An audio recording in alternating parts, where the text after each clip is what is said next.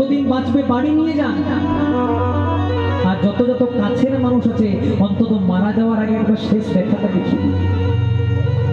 মা ছলো ছলো নয়নে ছেলেগুলোকে ফোন করেছে, খোকারে আর তো বেশি দিন বাঁচব না, আমাদের মনের বড় ইচ্ছা ছিল মারা যাওয়ার আগে অন্তত একবার এই মাটাকে মা বলে ডাকবি। 10 মাস 10 দিন গর্ভে রেখেছিলাম, তো একবার মা বলে ডাকবি, তোদেরকে দেখে যেন শান্তিতে মরতে পারি। ছেলেগুলো বললো আজ যাব, কাল যাব, পরশু যাব, এই করতে করতে ছেলেগুলো এলো না। কিন্তু একদিন সকালবেলায় মাটা মারা গেল। ছলো ছলো নয়নে বাবা ছেলেগুলোকে ফোন করেছে, খোকারে তোদের মা নেই, ইহলোকের মায়া ত্যাগ করে সারা জনমের মতো পরলোকে মুক্ত করেছে, বড় কষ্ট পেয়ে মারা গেছে। আর মারা যাওয়ার আগে বারবার করে বলছিল, স্বামী আমার ছেলেগুলোকে ডেকে দাও। তোরা তো এলি না বাবা, আর যা করেছিস করেছিস, এবার অন্তত হয় মায়ের মুখে আগুন দিবি, সত্যবাসী সত্য পার করবি, চিন্তা নেই, বেশি দিন একটা আমরা চলে যাবে।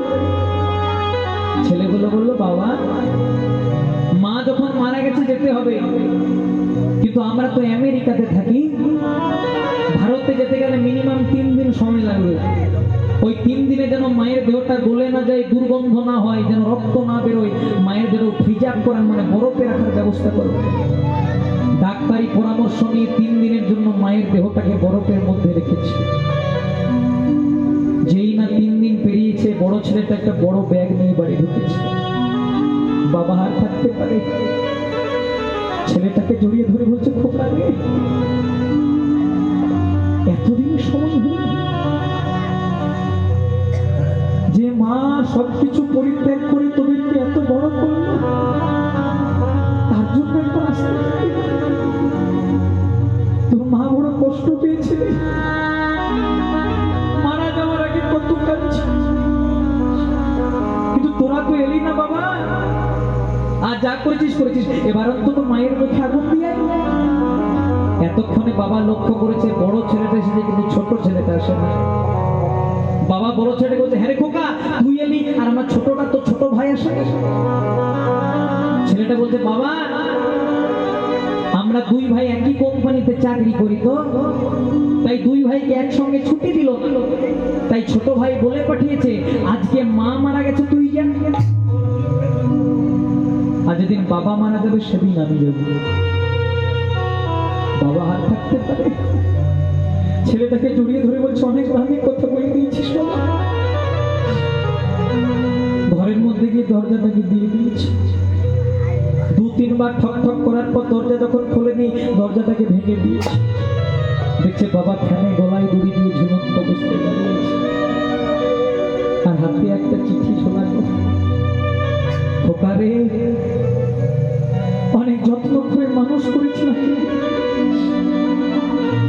আমাদের একটা টাকা পয়সা কিছু ছিল না, কিন্তু একদিন তোরা ঝোঁক ধরেছিলি মেলায় যাও, লোকের বাড়িতে ভিক্ষা করে কতই না মার ধর খেয়ে তোদেরকে মেলায় নিয়ে গেছি,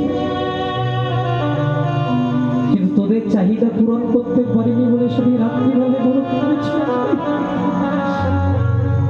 তোর মা তারপরের দিন থেকে প্রত্যেক দিন লোকের বাড়িতে কাজ করছে, আর তোদেরকে এই জায়গায় দাঁড়িয়ে করেছে।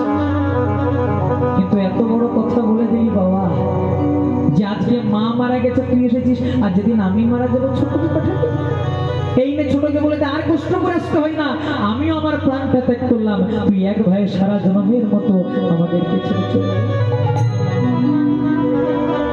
সব কিছুকে